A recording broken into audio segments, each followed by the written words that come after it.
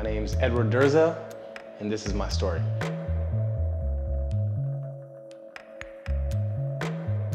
I'm pretty much American. My dad's side of the family is from Haiti. My mom's American. I was born in Houston, Texas. Lived in New York for a couple of years before I moved down to Florida when I was a kid, so I consider myself a Floridian. Always involved in sports, and had a pretty good childhood from what I can remember. My name is Gilpin and I'm Brianna's mom. I met Edward at the gym, and I was attracted to him because he has a really silly, friendly personality. I've known Edward for almost 30 years now. Met him when we lived in Fort Lauderdale. He's one of the early friends of my younger brother, Chris. And got to meet him pretty early because him and my brother have been close all their lives.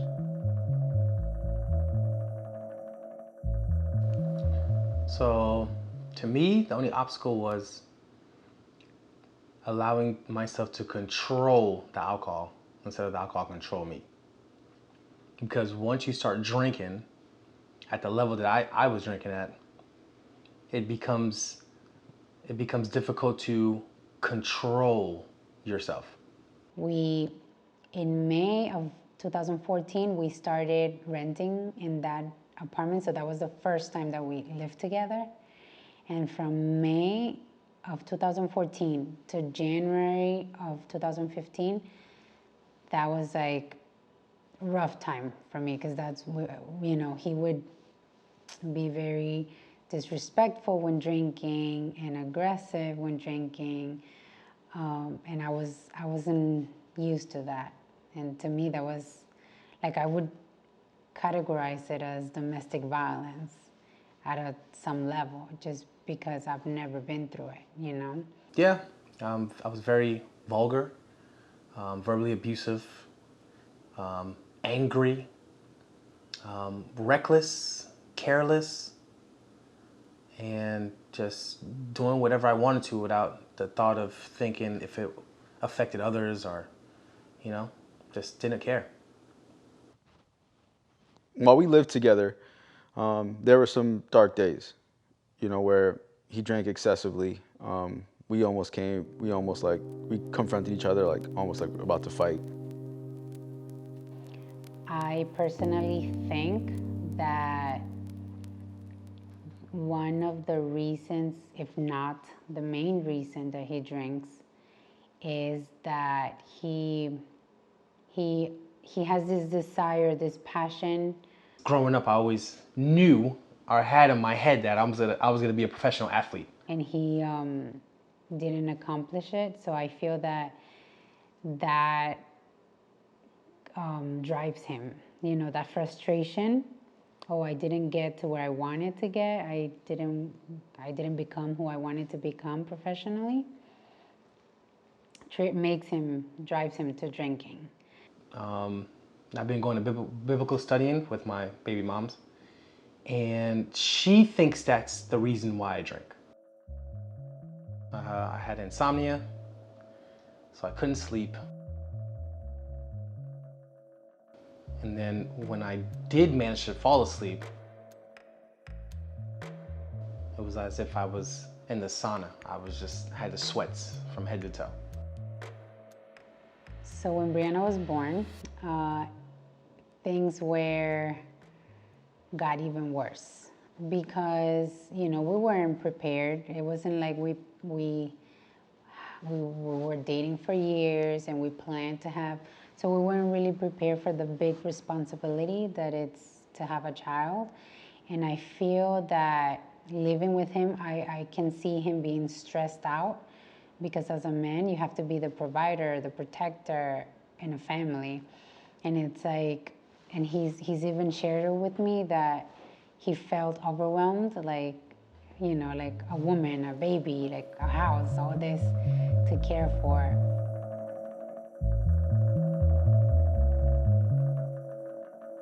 So I have had a couple of wake-up call moments, but a year ago was the main wake-up call moment. I was drinking, and I decided I was hungry. So I got in my vehicle with about half a cup of rum, and I was going to Taco Bell. All I remember is that I guess I missed the exit, and I blacked out. I woke up to try to stop my car from hitting another car, and it was a fail. I ended up hitting the car. Right then and there, I tried to reverse and leave the scene, which goes to show you what alcohol does. It makes you careless. And obviously my car was totaled, so I couldn't leave the scene. That's when the police came and they interviewed the kids, because it was about 4 kids that I hit. And one of the girls was a little injured, but the rest were fine. And then they came to interview me.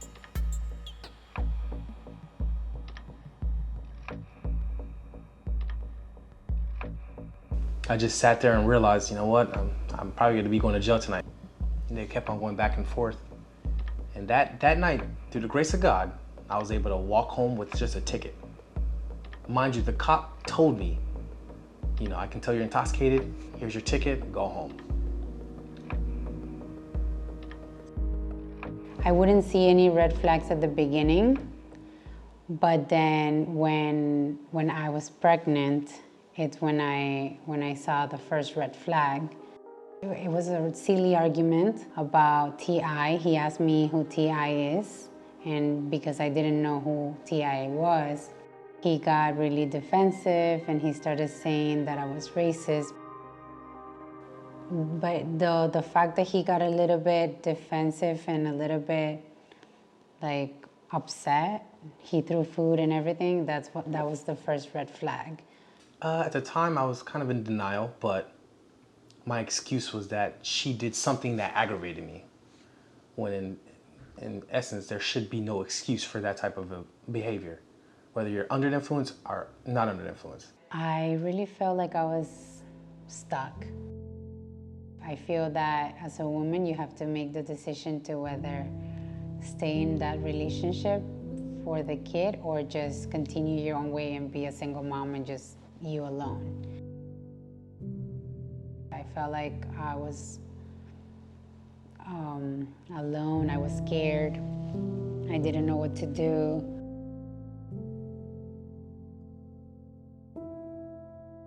I actually felt like I needed medical help, and I checked myself into rehab. Character has been a big conversational piece, I would say, between us.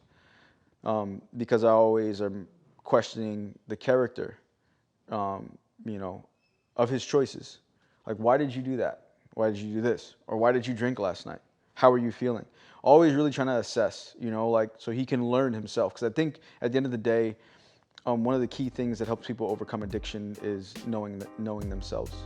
I realized my passion in life is to become certified as a personal trainer and pass the NASM exam. So I try to make decisions for myself, today that are based on what I want in the future.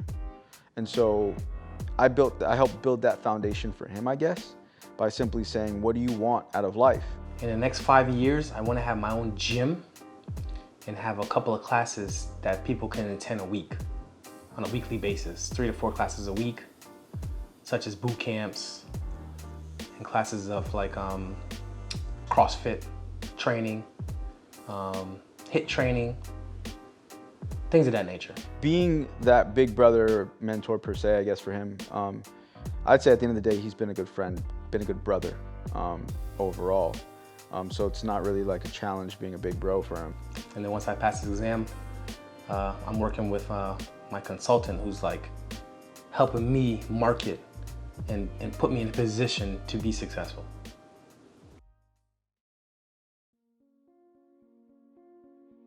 It wasn't getting better. And if I continue down this path, I wouldn't be a good role model for my daughter. I wouldn't be the best version of myself, because I want to be healthy to watch her walk the stage when she's married. I want to be there to give her the advice that she needs to prepare her for this world, this crazy world we live in. And I don't want her to see her father as like a burden that was controlled because of a substance. I want to be a better role model than that. I love the like the fact that he spends time with her and like gets to her level and plays with her. I love that, and I can see Brianna enjoys that too. There's like that little hope there, you know, that I gotta try my best. Maybe I don't have the desire right now to like be in the relationship, but I'm still there. Like we get along, we co-parent, like we talk, we have a great communication. It's just when it comes to making that decision, I'm at the point where that's not up to me, that's up to God. My best friend Chris is keeping me accountable, but he lives all the way in California.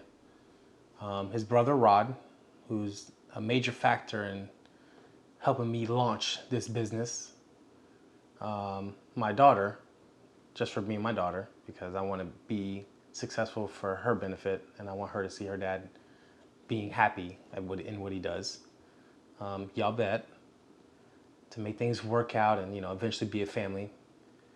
Because all these years, it's been me that's been keeping us away and distant.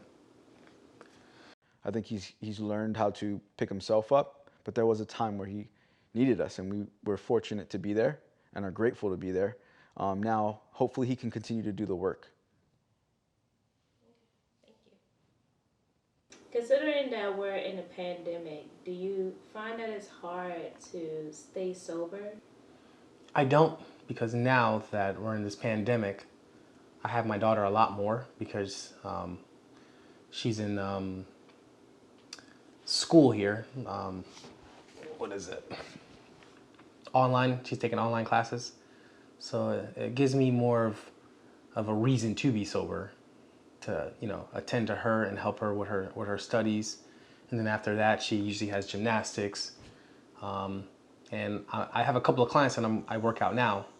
So that's another thing that's keeping me occupied. The advice that I would give women going through a relationship with an abusive, that's really a tough one, because sometimes people are in love and love makes you blind, and sometimes they think that loving that person means doing whatever that person says, and then that's where they're involved in like that aggression. But even though what I went through with Ed due to the alcohol was a low or mild domestic violence or abuse, it was getting me out of my sanity. You know, I started becoming aggressive too, and that's not me. So my first advice would be like, get out. Because if someone's abusing you, that person doesn't love you, right? My second advice would be to seek biblical help, like biblical counseling. And I'm specifically saying biblical because I've been through a lot of regular secular counselings, and it's not the same. It's not the same. Now I'm going actually with Ed through biblical counseling.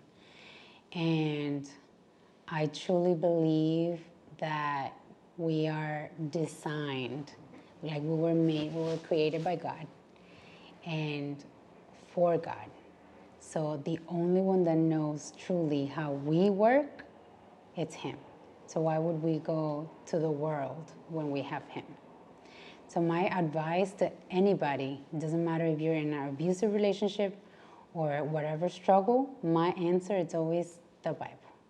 In the Bible, there's all the answers to any relationship, any situation in life. And I'm very, very blessed and grateful to know this.